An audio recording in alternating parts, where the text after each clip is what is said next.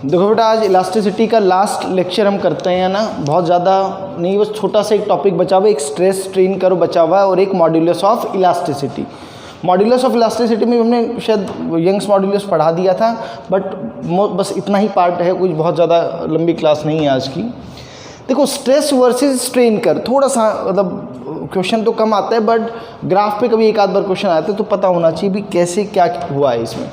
हम बेसिकली बेटा करते क्या है कि एक मेटालिक वायर ले लेते हैं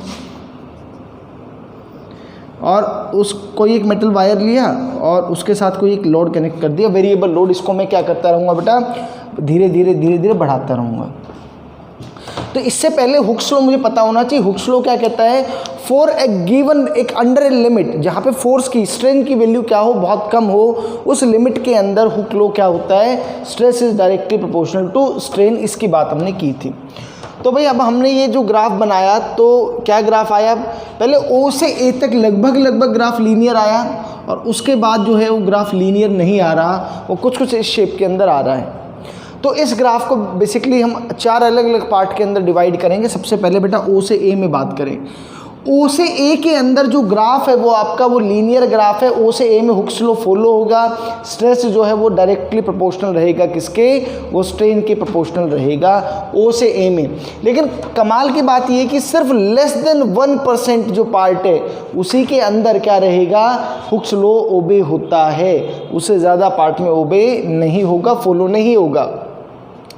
अगली बात करते हैं बेटा ए से बी। देखो एक्चुअल में हो क्या रहा था कि तुमने मान लो इनिशियली कुछ एक्स अमाउंट ऑफ वेट यहाँ रखा, फिर बढ़ाया बढ़ाते आप ए पॉइंट पे आ गए। अब आगे का जो डिस्कशन है तो यानी कि ओ से ए वाले पार्ट में देखो क्वेश्चन क्या पूछा जाता है, ग्राफ देखिए पूछ लेगा कि भैया कौन से रीजन के अंदर हुक्स लॉ फॉलो हो रहा है। तो ओ से ए वाले पार्ट रीजन में, ओ टू ए रीजन में हुक्स लॉ फॉलो हो रहा है। चलो बहुत बढ़िया। अब ए से बी में बात करें तो ए से बी में बेटा जो हुक्स लॉ है that is not followed, Hooke's law follow नहीं करता, stress is not directly proportional to strain. जबकि इस वाले रीजन में होता क्या है कि जो ये वायर है वो आपका वो किसकी तरह बिहेव करता है, वो एक प्लास्टिक मटेरियल की तरह बिहेव करता है, प्लास्टिक मटेरियल की तरह। अच्छा, और कहाँ तक बिहेव करेगा बेटा, बी पॉइंट तक। इस बी, ये वाला जो बी पॉइंट है, इस बी पॉइंट को हम क्या बोल देते हैं, अच्छा एक सेकंड, बी पॉइंट तक प्लास्टिक बिहेव करेगा और बी पॉइंट पे अगर आप लोड को हटा लोगे है ना, तो वापसी से वायर क्या कर लेगा, अपनी जो ओरिजिनल जो लेंथ है वो रिगेन कर लेगा, माने कि वो ओ से वापसी ए पर आ जाएगा। ये बी पॉइंट तक ऐसा हो पाएगा है ना। ओ से ए तक तो डायरेक्टली प्रोपोर्शनल था स्ट्रेस और स्ट्रेन, फिर ए से बी में प्लास्टिक बिहेवियर है, लेकिन बी पॉइंट तक अगर आपने लोड हटा भी दिया ना तो वापसी से अपनी ओरिजिनल पोजीशन में आ जाएगा, ओरिजिनल लेंथ में आ जाएगा।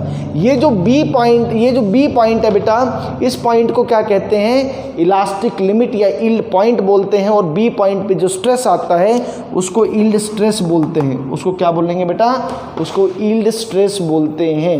तो ये अब अगला जो पार्ट करते हैं वो बी से सी पार्ट करते हैं। एक बार ये नोट कर लो, एक बार बेटा सभी लोग स्क्रीन पोज करके नोट कर लो।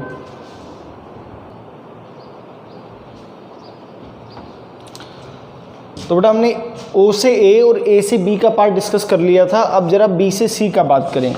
तो कह रहा है कि बी से सी वाला जो रीजन है उसमें जो पार्टिकल है वो अपना इलास्टिक बिहेवियर खो देगा, the material losses it's elastic behaviour. और अगर आपने लोड को हटा दिया है तो पार्टिकल अपनी ओरिजिनल पोजीशन को पूरी तरह से गेन नहीं कर पाएगा, रिगेन नहीं कर पाएगा। इसी का मतलब क्या है कि उसने अपनी इलास्टिक प्रॉपर्टी ख़त्म कर दी है।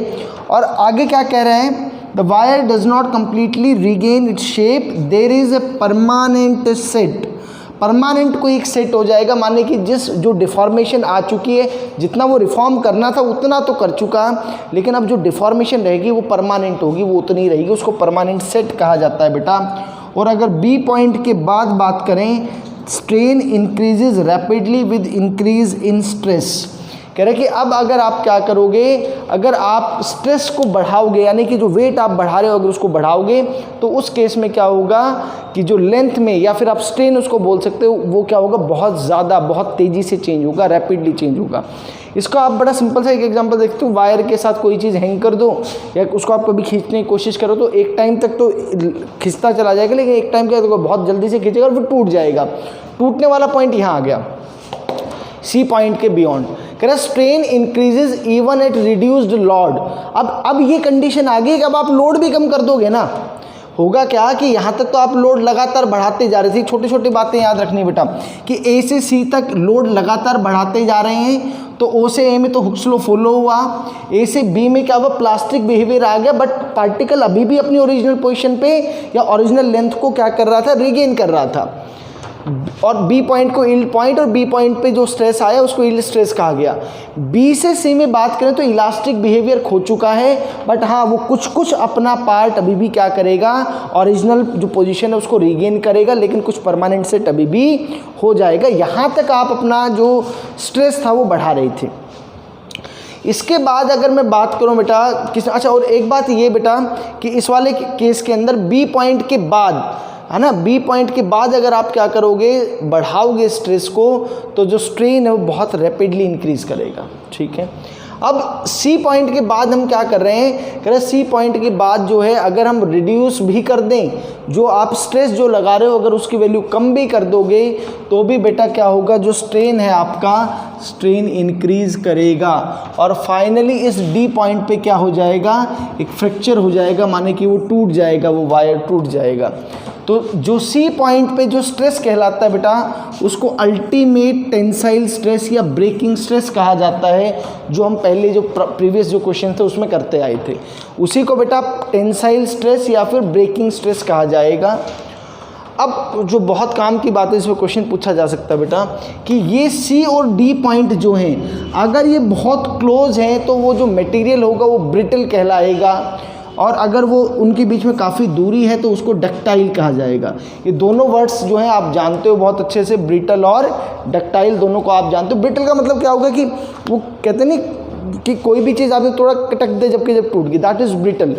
और डक्टाइल का मतलब मैं उसको फोर्स लगा रहा हूँ तो बेसिकली क्या होता जा रहा है, बेंड होता जा रहा है, टूट नहीं रहा है। ठीक है, तो ये ब्रिटल और डक्टाइल, जो जैसे कि आप गोल्ड की बात करें तो गोल्ड इज़ डक्टाइल है ना, आप उसको कितना ही लंबा खींचते जाओ टूटता नहीं है, इसीलिए गोल्ड से हम क्या बना लेते हैं, वो जो ज्वेलरी वगैरह जो बनाते हैं वो बड़ी आसानी से वो बन जाती हैं। तो ये बेटा किसकी बात होगी, स्ट्रेस वर्सेस स्ट्रेन कर्व की बात होगी। ठीक है, आप बहुत ध्यान रखेंगे, ओ से ए में 1% के आसपास का रीजन रहेगा, हुक्स लॉ फॉलो होगा, ए से बी में प्लास्टिक बिहेवियर आ जाएगा लेकिन पार्टिकल अपनी ओरिजिनल पोजीशन गेन करेगा, बी पॉइंट पे यील्ड स्ट्रेस कहलाएगा। बी से सी में अगर बात करें तो बी से सी वाला जो रीजन है बेटा, इसमें क्या होगा कि अगर आप हल्का सा भी क्या करोगे, यानी कि इस वाले रीजन में स्ट्रेस हल्का सा भी बढ़ाने पे रैपिडली स्ट्रेन क्या करेगा, इंक्रीज करेगा, कुछ पार्ट वो रिगेन कर लेगा, कुछ पार्ट डिफॉर्म हो जाएगा, परमानेंट सेट कहलाएगा।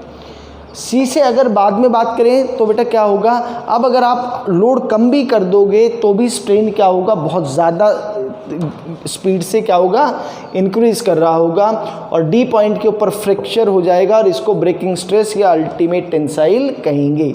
आप ये वाला ग्राफ एक बार एनसीईआरटी से भी देखेंगे ज़रूर, और एक बार थ्योरी भी एनसीईआरटी से ज़रूर पढ़ लेंगे। अब बेटा इस पर ज़रा कुछ क्वेश्चंस देखो कर लेते हैं हम लोग।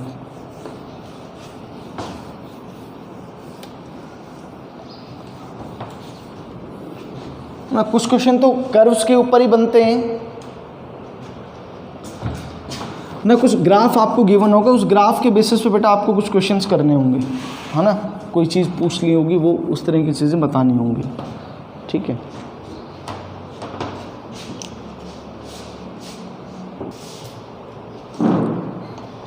देखो बेटा ये क्वेश्चन है, आपको दो ग्राफ दे रखे हैं, दो कर्व दे रखे हैं, स्ट्रेस वर्सेस स्ट्रेन, आपको Young's modulus of elasticity compare करना है दोनों का। तो भाई यंग मॉड्यूलस तो आप कैसे लिखते हो, y is equal to stress upon strain. ये स्ट्रेस अपॉन स्ट्रेन बेसिकली क्या चीज़ है, ये या फिर y मान लो, y क्या चीज़ रिप्रेजेंट करेगा, स्ट्रेस स्ट्रेन कर्व का स्लोप, जिसका स्लोप ज़्यादा उसका यंग्स मॉड्यूलस भी ज़्यादा। तो बेटा जो 1 वाला जो पार्ट है, 1 वाला जो ग्राफ है उसका यंग मॉड्यूलस ज़्यादा होगा क्योंकि इसका स्लोप ज़्यादा है, और उसका यंग मॉड्यूलस ज़्यादा तो वो ज़्यादा स्ट्रेंथ भी उसी की होगी, है ना। 1 is more stronger than the 2, second से ज़्यादा स्ट्रॉन्गर है क्योंकि उसका जो मॉड्यूलस ऑफ इलास्टिसिटी वो ज़्यादा है। अगली बात बेटा क्या है कि डक्टिलिटी पे, तो बेटा सीधी सी बात है, ये 1 के लिए देखो, जिसके लिए जितना ज़्यादा स्पेस रहेगा, जितना ज़्यादा सेपरेशन रहेगा, वो उतना ही ज़्यादा क्या रहेगा, उतना ही ज़्यादा डक्टाइल वो रहेगा। तो भाई ये वाला जो है 2 इज़ मोर डक्टाइल, और 1 जो है बेटा वो क्या रहेगा, वो ब्रिटल रहेगा, वो कोई दिक्कत नहीं है उसमें। आप एक बात ये भी ध्यान रखना कि बेटा जो ब्रेकिंग स्ट्रेंथ है किसी भी मटेरियल की, वो बेसिकली किसके इंडिपेंडेंट है, वो एरिया ऑफ क्रॉस सेक्शन वगैरह, ये जो इस तरह की जो प्रॉपर्टीज़ है उसके इंडिपेंडेंट रहेगा, वो एरिया ऑफ क्रॉस सेक्शन पे डिपेंड नहीं करता। अब बेटा कुछ फैक्टर्स हैं जो इलास्टिसिटी को अफेक्ट करते हैं। इनमें सबसे पहला है टेम्परेचर। टेम्परेचर के साथ क्या होगा कि अगर आप टेम्परेचर को बेटा क्या बढ़ाओगे, अगर आप टेम्परेचर को बढ़ाओगे तो उस केस में क्या होगा, जो इलास्टिसिटी है दैट डिक्रीजेस। जो टेम्परेचर बढ़ाने के साथ इलास्टिसिटी क्या हो जाएगी बेटा, वो डिक्रीज हो जाएगी। तो पहला इफेक्ट तो ये था। दूसरा है इफेक्ट ऑफ इम्प्योरिटीज़। तो इम्प्योरिटीज़ अगर आप किसी मटेरियल में ऐड कर रहे हो तो अब ये डिपेंड करता है कि वो इम्प्योरिटी क्या ऐड कर रहे हो। जो इम्प्योरिटी आप ऐड कर रहे हो बेटा, अगर वो अपने आप में इलास्टिक है तो ओवरऑल इलास्टिसिटी को बढ़ा देगी, और अगर वो खुद ही क्या है, प्लास्टिक बिहेवियर है उसका, तो वो ओवरऑल इलास्टिक जो बिहेवियर है वो क्या कर देगी, उसको डिक्रीज़ कर देगी, इलास्टिसिटी को डिक्रीज़ कर देगी। फॉर एग्जाम्पल, अगर आप कार्बन को आयरन में ऐड कर दो, चाहे आप पोटाशियम को गोल्ड में ऐड कर दो, इन दोनों ही केस में जो इलास्टिसिटी है वो प्रॉपर, जो इलास्टिसिटी है वो मटेरियल की वो क्या होगी, वो बढ़ेगी, वो इंक्रीज होगी। Next is effect of annealing. ये बेसिकली होता क्या है ये प्रोसेस, कि हम ग्रेजुअली पहले क्या करते हैं, उसको हीट करते हैं और फिर क्या करते हैं, कूलिंग उसकी करते हैं। तो इस प्रोसेस में क्या होता है बेटा कि बेसिकली बड़े बड़े क्रिस्टल्स बन जाते हैं, बड़े बड़े लार्ज क्रिस्टल्स बन जाएंगे। उसके कारण से क्या होगा, जो इलास्टिसिटी है वो डिक्रीज कर जाती है। तीसरा जो लास्ट जो पार्ट है वो है हैमरिंग एंड रोलिंग। जब आप हैमरिंग या रोलिंग करते हैं तो वो जो बड़े क्रिस्टल जो बन गए थे, वो बड़े क्रिस्टल छोटे छोटे टुकड़ों में टूट जाएंगे। छोटे क्रिस्टल्स में टूटने के कारण से क्या होगा, उनकी जो इलास्टिसिटी है वो क्या कर जाती है बेटा, इलास्टिसिटी इंक्रीज कर जाती है। नोट कर लो बेटा जल्दी से ये।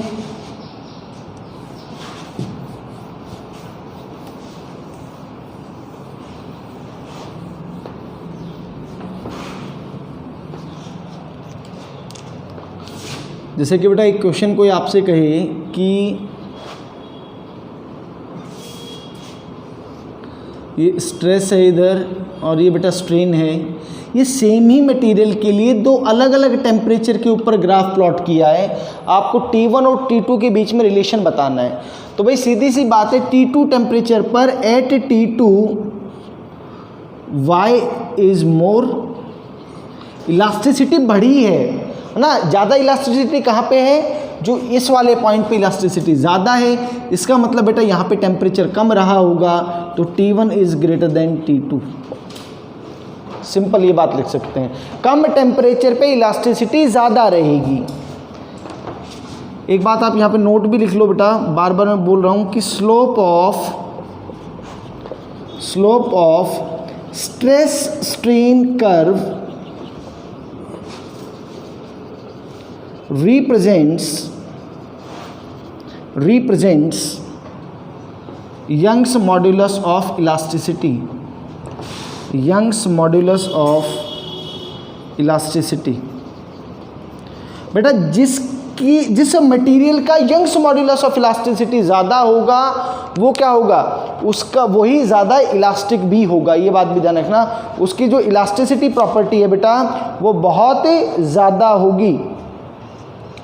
जो y की वैल्यू है, value of y depends only on the material. कौन सा मटेरियल आप यूज़ कर रहे हो बेटा, यंग्स मॉड्यूलस ऑफ इलास्टिसिटी सिर्फ और सिर्फ उसी पे डिपेंड करेगा और किसी पे डिपेंड नहीं करेगा। अगली बात बेटा कि जो यंग्स मॉड्यूलस है, Young's modulus of elasticity, Young's modulus of elasticity is defined only for solids and not for liquids and gases। कह रहे लिक्विड और गैसेस के लिए डिफाइंड नहीं है, सिर्फ और सिर्फ किसके लिए डिफाइंड है, ये सिर्फ और सिर्फ सॉलिड्स के लिए डिफाइंड है। अगर बेटा कोई रिजिड बॉडी है, परफेक्ट रिजिड बॉडी है, for a perfect rigid body, for a perfect rigid body, value of Young's modulus of elasticity, Young's modulus of elasticity is infinite। बेटा उस केस में अगर परफेक्ट रिजिड बॉडी है तो उस case में जो उसका यंग्स मॉड्यूलस ऑफ इलास्टिसिटी है वो इनफाइनाइट रहेगा, दैट विल बी इनफाइनाइट।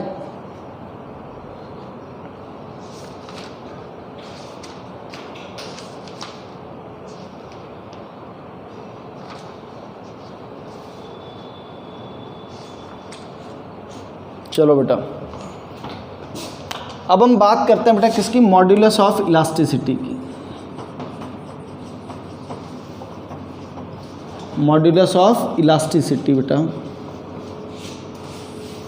सबसे पहला है यंग्स मॉड्यूलस ऑफ इलास्टिसिटी।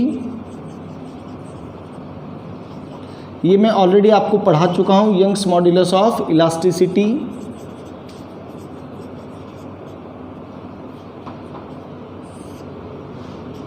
इसको बेटा हमने कैसे डिफाइन किया था, longitudinal stress upon longitudinal strain, ऐसे बेटा इसको डिफाइन किया था। y is equal to stress तो f अपॉन ए होगा बेटा, और लॉन्गिट्यूडिनल स्ट्रेन किसके इक्वल होता है, डेल्टा L बाई L। तो ये y की वैल्यू निकाली थी, और इसमें हमने कहा था कि जिसकी y की वैल्यू ज़्यादा वो ही ज़्यादा इलास्टिक होगा।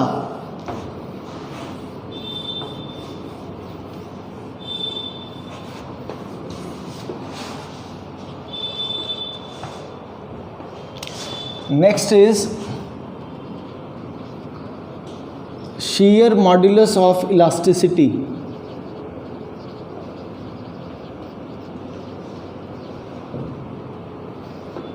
तो बेटा जो shear modulus of elasticity होगा ये किसके इक्वल होगा, it will be equal to shear stress upon shear strain। जो shear stress upon shear strain है बेटा, इसी को आप क्या कहोगे, इसी को हम कहेंगे shear strain कहेंगे बेटा इसको, ठीक है। ये हम बता चुके थे shear stress और shear strain क्या होगा। Third is bulk modulus of elasticity। bulk modulus of elasticity, तो बेटा जो bulk modulus of elasticity है that will be equal to क्या होगा बेटा, volume stress upon volume strain. जो volume stress upon volume strain ये क्या होगा बेटा, आपका बल्क मॉड्यूलस ऑफ इलास्टिसिटी होगा। अब इस पे कुछ क्वेश्चंस कर लेते हैं बेटा, देखो।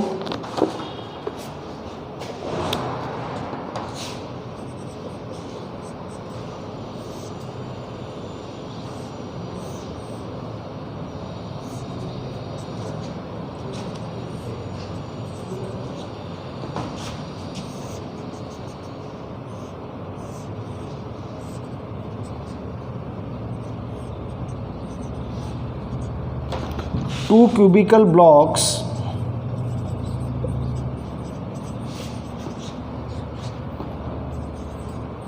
of the same material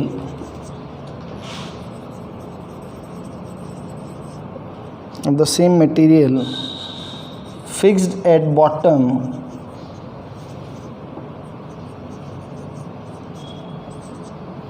find the ratio of displacement of upper face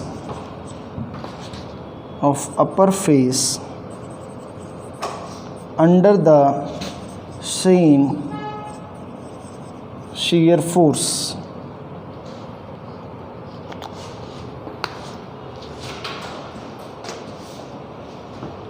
देखो बेटा ये क्वेश्चन करते हैं।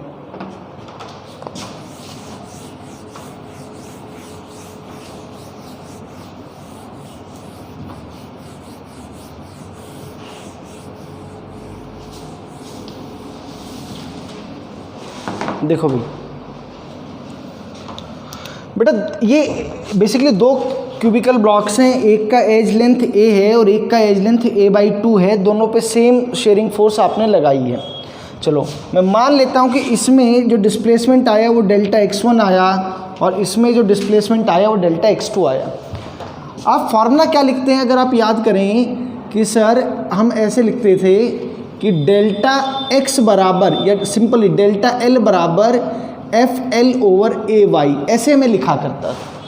इस फॉर्म से अगर मैं देखूं तो बेटा पहले वाले के लिए डेल्टा x1 F यही है और लेंथ की बात करूं तो वो कितनी है A और A इंटू वाई।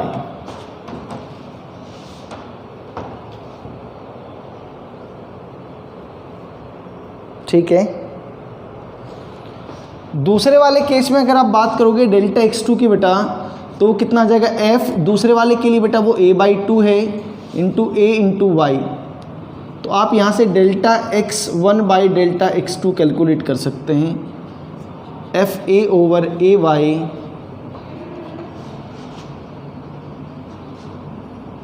अच्छा एक सेकंड बेटा, एरिया दोनों के लिए सेम नहीं है ना, इसके लिए साइड लेंथ a है तो इसका एरिया क्या हो जाएगा a² हो जाएगा बेटा, और इसके लिए एरिया क्या हो जाएगा a/2 का स्क्वायर, तो a²/4, तो ये हो जाएगा 2FA/A²y, कोई नहीं ऐसे लिख लो इसको। तो बेटा ये हो गया FA/A² इंटू 2FA/A²y, तो इट इज़ इक्वल टू 1/2। तो ये जो डिस्प्लेसमेंट का जो रेशियो पूछा था that will be equal to 1/2। बेटा ये 1/2 आ जाएगा आपका।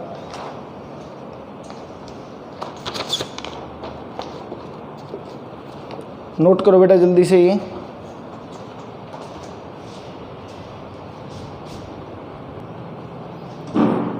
एक बेटा जो अभी हमने एक बल्क मॉड्यूलस ऑफ इलास्टिसिटी लिखा था, इसको और थोड़ा सा फॉर्मुलेट कर लेते हैं। बल्क मॉड्यूलस ऑफ इलास्टिसिटी, इसको हमने लिखा था क्या, volume stress upon volume strain. तो भाई जो वॉल्यूम स्ट्रेस लिखते थे वो तो फोर्स अपॉन एरिया लिखते थे, अब यहाँ पे वो उसको मैं प्रेशर की फॉर्म में डिफाइन करूँगा, let this be delta P, और बेटा वॉल्यूम स्ट्रेन क्या होगा delta V by original volume. और ये बात हमने बताया था कि वॉल्यूम यहाँ पे डिक्रीज होता है हमेशा ना जब लिक्विड कंप्रेस करता है उसको। तो ये बल्क मॉड्यूलस ऑफ इलास्टिसिटी आप ऐसे भी लिख सकते हो, minus of delta P over delta V by V. Delta P क्या चीज़ है बेटा, change in pressure, change in pressure, और delta V change in volume, V is the original volume. एक बात ये भी ध्यान रखनी है बेटा कि bulk modulus for solid is greater than bulk modulus of liquid, greater than bulk modulus for gases. It is defined bulk modulus of elasticity